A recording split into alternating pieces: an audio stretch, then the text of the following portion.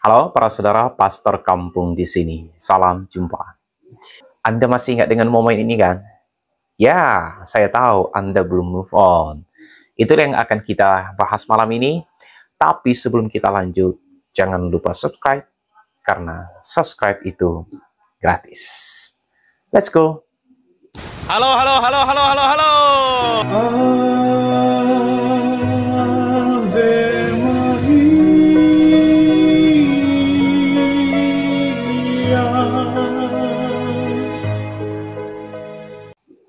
Salah satu momen paling ikonik dalam kunjungan Paus Fransiskus ke Indonesia adalah bagaimana Imam Besar Masjid Istiqlal Profesor Nazarudin mencium kening Paus Fransiskus.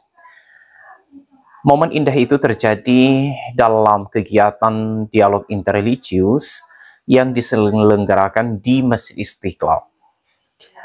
Sontak peristiwa ini menarik perhatian publik. Bahkan foto aksi itu banyak diunggah di medsos dengan berbagai ekspresi personal yang positif. Ada yang menulis foto termahal, indahnya persaudaraan, dan tidak sedikit yang memuji keputusan imam besar tersebut Nazarudin. Ada pula yang merasa bangga pernah mondok di ponpes yang diasuh oleh imam besar Nazarudin. Menyaksikan peristiwa itu, saya terharu, bangga sekaligus tertampar. Sikap kedua tokoh agama ini menegaskan kepada kita bahwa agama adalah sikap hidup. Agama tanpa sikap hidup adalah absurd. Di samping itu ada pula yang bertanya-tanya bahkan nyinyir atas sikap kedua tokoh ini. Bisa dipastikan bahwa gestur Profesor Nazarudin tersebut sebuah aksi kekaguman yang tulus yang mengalir dari hati terdalam atas komitmen Paus Fransiskus memperjuangkan kedamaian di belahan dunia ini. Harus diakui bahwa jauh sebelum Paus Fransiskus, para paus dalam gereja Katolik bersuara nyaring memperjuangkan perdamaian dunia. Gereja Katolik sejak semula memiliki intuisi otonom yang tajam terhadap perdamaian dunia. Bolehlah kita sebutkan beberapa dokumen gereja Katolik yang berkaitan dengan perdamaian dunia. Antara lain, Pacem in Terris, ensiklik yang dikeluarkan oleh Paus Yohanes 23 pada 11 April 1963. Ensiklik ini berisi prinsip-prinsip yang menjadi dasar bagi beberapa dokumen Konsili Vatikan II dan paus-paus berikutnya. Yang kedua adalah Gaudium et Spes. Dokumen yang menyatakan bahwa gereja Katolik berempati dan solider dengan orang-orang yang miskin dan menderita. Gereja Katolik juga menyatakan bahwa mereka akan bekerja sama dan berdialog dengan siapa saja untuk mewujudkan perdamaian dan keadilan.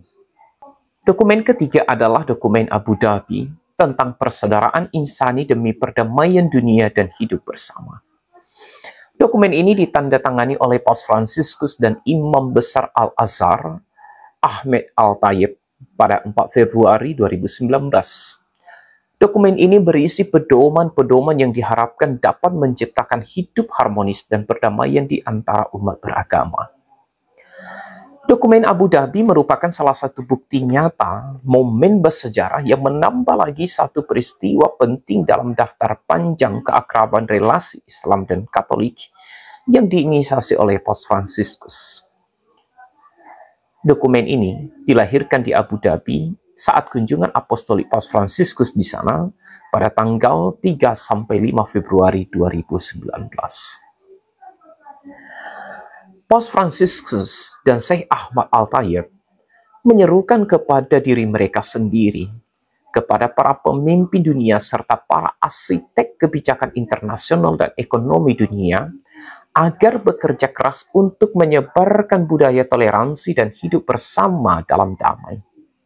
Agar mengadakan intervensi pada kesempatan paling awal untuk menghentikan penumpahan darah dari orang-orang yang tidak bersalah dan mengakhiri perang, konflik, kerusakan lingkungan, serta kemerosotan moral dan budaya yang dialami dunia saat ini.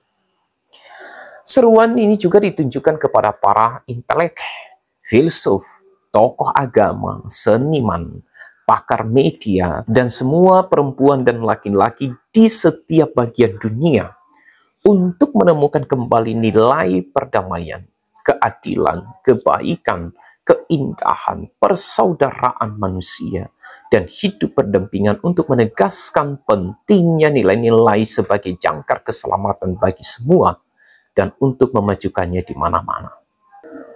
Dari 8 poin penting yang merupakan inti dokumen ini, Paus Fransiskus dan Syekh Ahmad Al-Tayeb sepakat bahwa tujuan pertama dan terpenting dari agama adalah percaya kepada Allah, menghormatinya, dan mengundang semua perempuan dan laki-laki untuk percaya bahwa alam semesta ini bergantung pada Allah yang mengaturnya. Dan dengan tegas dinyatakan bahwa agama tidak boleh menghasut orang kepada perang, sikap kebencian, permusuhan, dan ekstremisme juga tidak boleh menghasut kepada kekerasan atau penumpahan darah. Spirit perdamaian dalam kasih persaudaraan universal inilah yang dibawa serta oleh Paus Fransiskus dalam kunjungan apostoliknya di Indonesia pada tanggal 3 sampai 6 September yang lalu.